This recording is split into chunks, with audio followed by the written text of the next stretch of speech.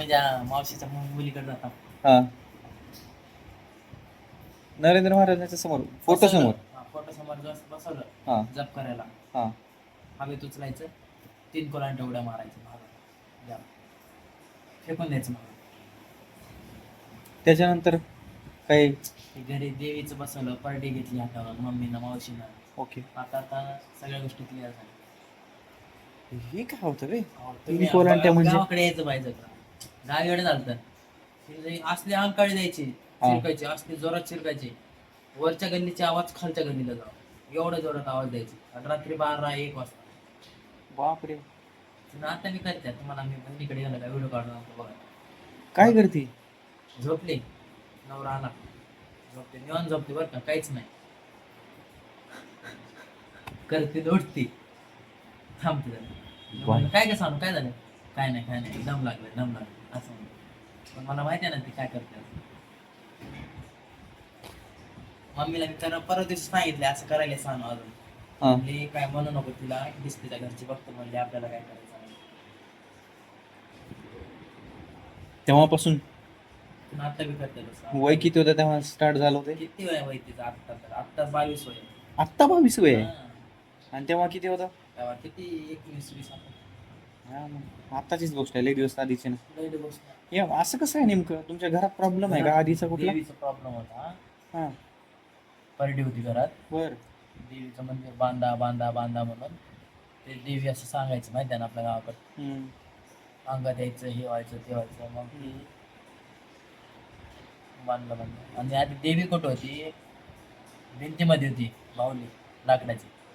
त्याला मम्मी आणि मावशी घरचे पूजा करावं, हे करावं ते करावं. मग ती घरात आली हळूहळू देवी आमच्या. आम्ही देवीला लय मानतो आकाने.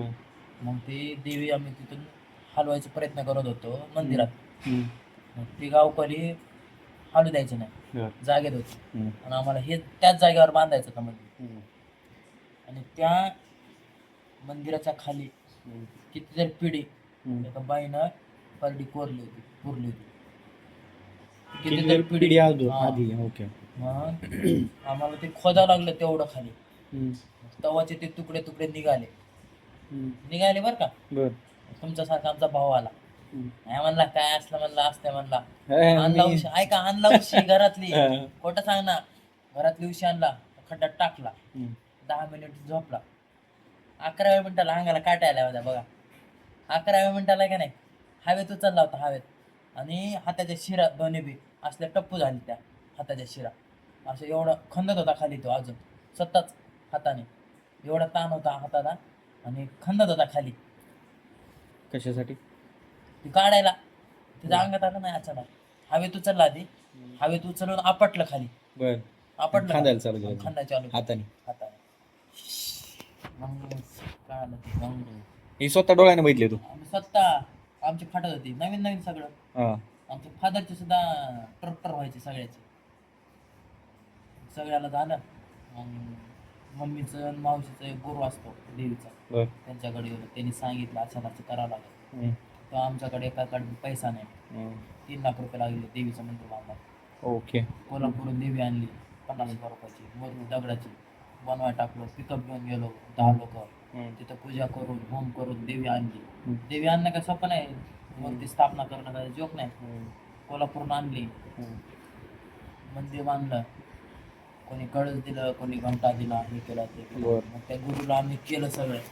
गुरुने माझ्या मम्मीला मावशीला मंत्र दिले. त्यानुसार हळूहळू गोष्टी कमी झाल्या. नंतर अजून काय तर असतं, ओटी बिटी काहीतरी करावं लागतं.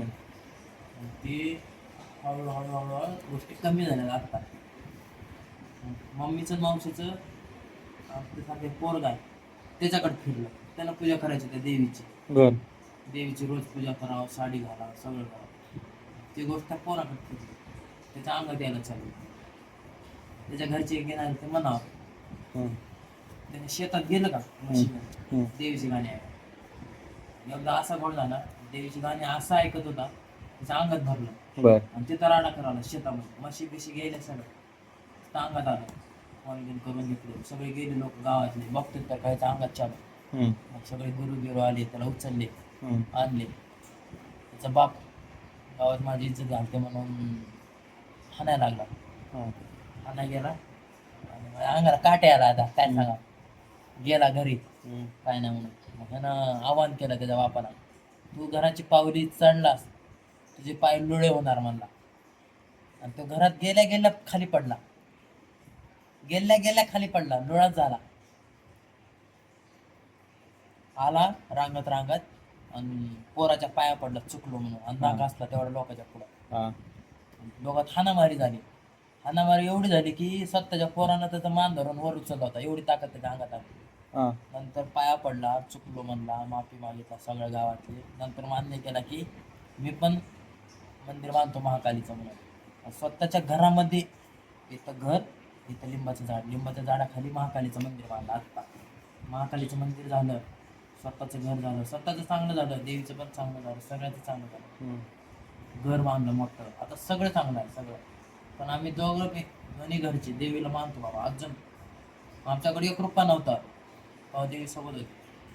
मंदिर कसं झालं काय झालं आम्हाला काहीच माहित नाही, पैसा कुठून आला काय आला काहीच माहित. कोणाचं कर्ज बी घेतलं नाही, पण मंदिर तर झालं 3 लाखाचं.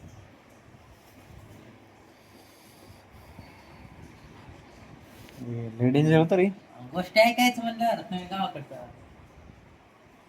लय डेंजर होतं हे म्हणजे.